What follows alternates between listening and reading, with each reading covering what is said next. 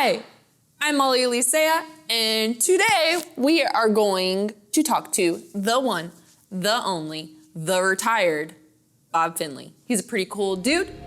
Let's go.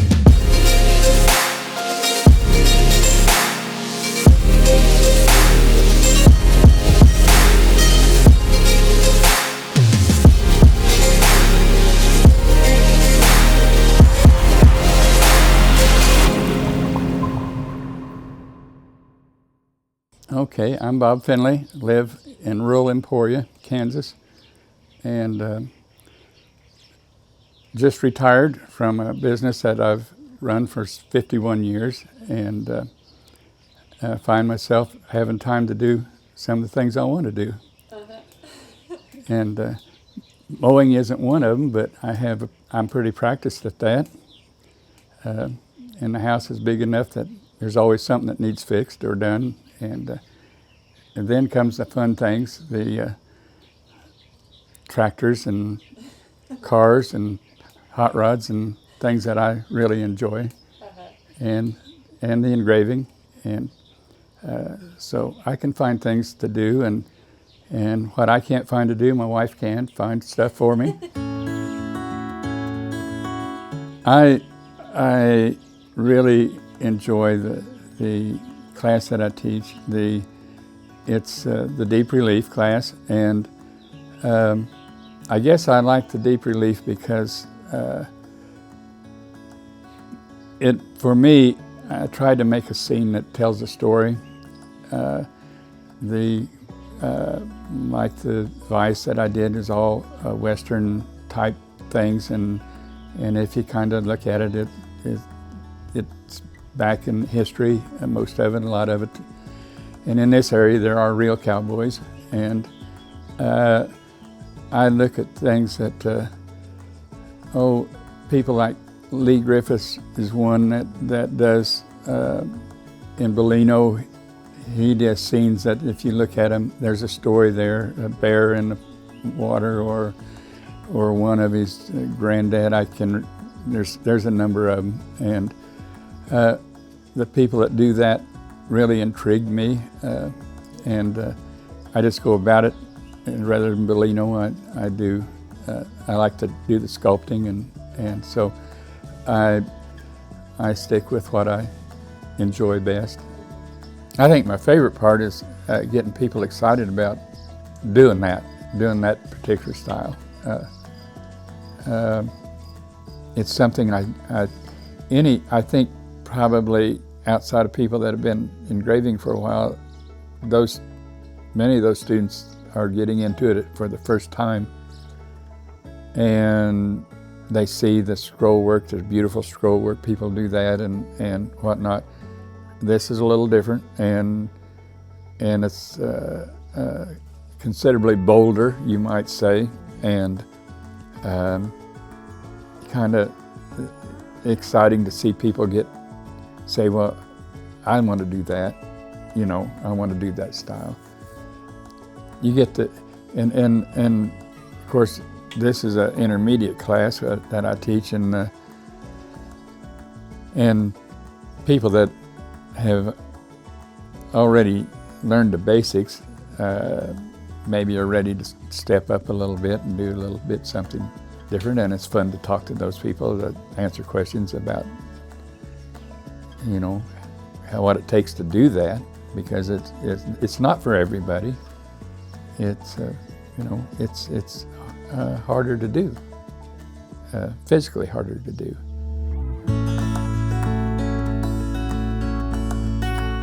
Well, when I was 10, I lived in a little town of 400 people, and it was during World War II, and gasoline was rationed, and tires were rationed, and food was rationed, and a lot of people, a lot of older people lived there, and so I got a coaster wagon and hauled groceries from downtown up to the town was 2 blocks long, and it was at the lowest part, and everything else was uphill. So I got my wagon, and some people still used ice boxes, and so I would go to the filling station and get they would chip me off 15 pounds of ice or whatever, and I would haul it up for a dime. It was a dime a load, and so I would take groceries to people that didn't drive or couldn't drive or whatever, and just it seemed like then I mowed lawns, and when I was 14, I started working in a grocery store. At 15, I was taught how to cut meat, and I stayed with that for after school on high school and college, and then all during that period I was a hot rodder. That was my passion, was hot rodding. And so we didn't have any money to buy things that were for hot rods, so I learned to weld, learned to do everything for myself, learned how engines were built, learned about porting and relieving and polishing and balancing and all of that kind of stuff, and then built tubular frames for myself and other people, spoked wire wheels from scratch, and learned to make fiberglass body, how that was made. That's a stinky, nasty deal, but it made a beautiful body. Learned to paint, and learned to do striping.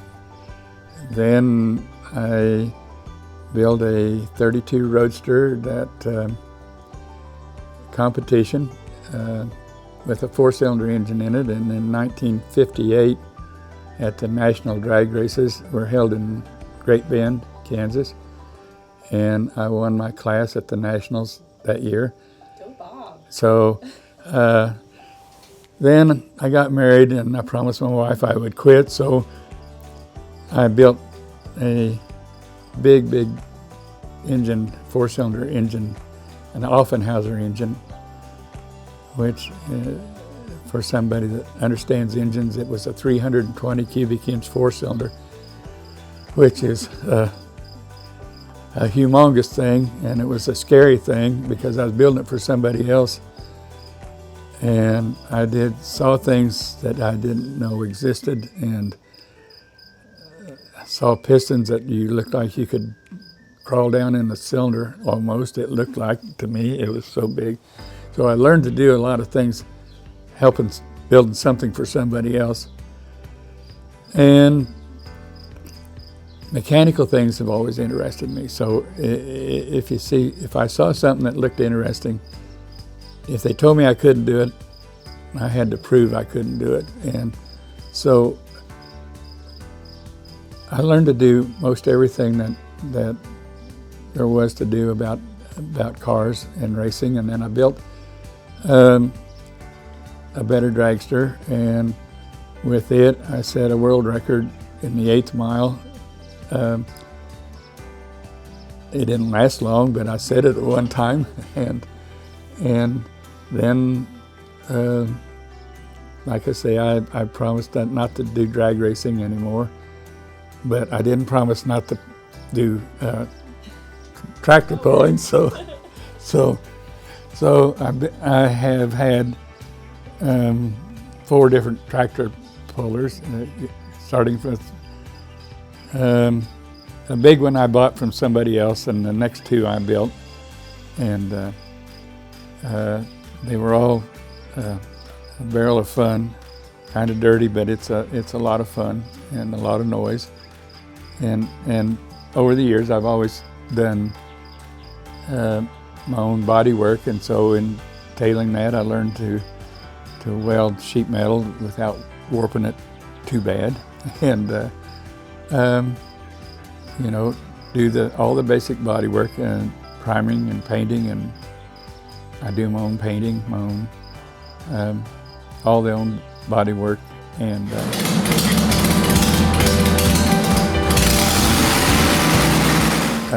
archery became a hobby, and a meat cutter of mine was one of my employees, got a bow from his uncle and wanted me to come out to his place and shoot with him, and I got hooked on that. And at the time we were shooting with wooden arrows, and then fiberglass arrows, and then aluminum arrows. And we tried it out one night, and both of us kind of hit a target at fairly close. And then it got to where we couldn't hit a 4x8 sheet of plywood at 20 feet and for a while, and lost a lot of arrows in an alfalfa field. And then it got better, and I saw things that I thought would make me better, but you couldn't buy them, you couldn't find them, or they were, a new sight was like $50. Well, that would be like $300 now, $300 or $400. And so I started making my own stuff, and then found out there was somebody wanted to, it's a thing that happens to everybody. Somebody wants to buy it, and so you sell it to them and build yourself a better one. And so it wound up over a period of time. I have 6 patents in archery and 2 patents in food handling material. Yeah, because you made a jerky shooter too, Yeah, right? yeah, and so this kind of transition from one thing to another, and the one thing I didn't patent in archery was we made the first 2-slotted sight, what was called a 2-slotted sight. It was as the recurve bows, the old style of regular bow, converted to the ones with the compound bows with the wheels and cams and things on them. The trajectory of the arrow, the bows became faster and stronger, and the trajectory got flatter, and consequently people that used sights used a pin out in front that slid up and down, and to get the different yardages, the pins had to become closer and closer together, and it got to where the mechanism that held the pins was bigger than you could get the 2 pins slid together. So I finally discovered that if you put a second slot for this pin to slide up and down directly behind the first one, there was room to allow for the nuts that held these in place to be spaced in between ones directly in front of them, but from behind they looked like they were all in a single row. And we advertised in a major magazine, took a half-page ad in a major archery magazine, and within 6 months everybody in the world was making those. And that was a big mistake I made, I guess. The rest of it was turned out okay, but missed the boat. Yeah, I kind of all my life did a little bit of drawing, and so in college we learned a letter. In drafting, you have to letter perfectly, and I think that helps you with your control, maybe. And then in scrimshaw, usually it's done in black, but I experimented around with colors. A lot of people still, do colors, and I always went back to black. Black is my favorite. The artwork that we have in our hallway almost is all pen and ink or pencil or something like that, and so the scrimshaw was it was cheap. You didn't have to. It was nothing that you had to. Anybody could afford to do it, and it's time consuming, and the same as engraving, and it's a lot the same. If you're creating a picture or a scene or something, and you can relate that to engraving, I think. I was introduced to engraving by Don Glasser. I had gotten tired of the archery. It wasn't fun anymore, it was a business. And I was looking in a magazine and I saw a little bitty ad, and I saw, well, that was Emporia, Kansas. I could just go down the road a piece there and see. And I went, and he's such a gracious person. He took me into his office and showed me equipment. That was when it was in the old building, and he. I thought, well, shoot, that looks like doing scrimshaw. And while I was working my way through college, I was a meat cutter for Dillon's grocery store, and at night I did striping. And back then the big deal was spider webs around the antenna and around the gas filter cap, and bunny rabbits on the hood, and all kinds of stuff like that. And I thought, this is quite a lot similar, except you're doing it with a different medium. Instead of paint, you're doing it with, engraving. I thought, well, this is going to be cool. Man, was I in for a surprise. It wasn't. He showed me how easy that was. I thought, man, I could probably do that. And yeah, it is a learning curve. But eventually I found a niche that I really liked, and did that. And the only paying job I've had was when I did the 4 masters for Hopkins ice scrapers. That in 1985 they had the Mitten ice scraper, was the biggest holiday gift item that year in the United States. And I don't know this for a fact, but I was told by somebody that used to work there that they sold almost 8 million that year. And so I did the 4 masters with on half hard steel, and there were the four winter scenes, and they sent them off to Chicago and had 8 sets made, as I understand, in beryllium copper, which gets, the more it's worked, the harder it gets. So once they're really, really hard. And so I started out with a self-contained engraving equipment, and I got paid to make the 4 inserts that eventually were put in the blade of the ice scraper, and that gave me enough money to buy Graver Max and a microscope, and so then I could really it beat the Optivisor a whole lot. Yeah. I went home and I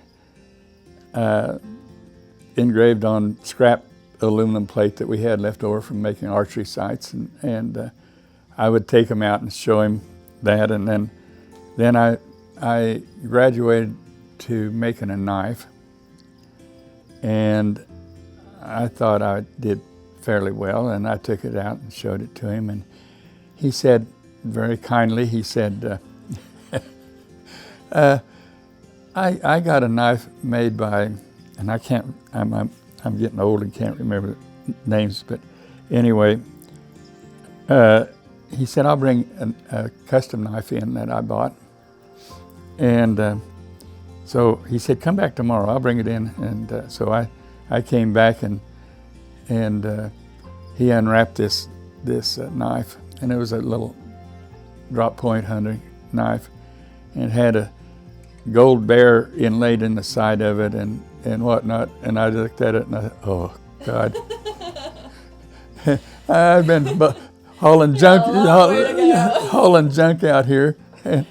And so from that, I went back and really learned how to make a knife, and because I feel like I'm pretty skilled with my hands, and having done a lot of, hot rod work and stuff, you're required to have to build stuff yourself, and so I started making knives and found that if I knew what I was supposed to be doing, I did a lot better, and it got to a point that we swapped a lot of ideas and a lot of different techniques that he would develop some, and I would develop some, and we had a lot of good Sunday afternoons at his place doing stuff or looking at stuff or talking about things, and it was really a rewarding relationship we had over time. So I've been lucky to have good tutors and good relationships with them, and be able to learn and share, and so it's been a good go. It was a long go, but this is what I've got. I don't owe anybody anything. I can do what I want to, when I want to, and I can dress like I want to. So I can. Thanks for watching, guys. As you can see, Bob is awesome. We're really gonna miss him. He was an amazing instructor here, and we appreciate everything that he has done for us. Thanks, Bob. Now, our suggested Instagram user is Cool Stevie. He's pretty cool too. He posts his bits and his spurs and his buckles and all of his custom works. You can also find him at Tallgrass Customs on Facebook. Go give him a check out. And then if you want to be our suggested Instagram user, tag us at GRS Tools on your next post. Like and subscribe to us, please. And that's it, guys. That's a wrap on season 4. We'll see you next year.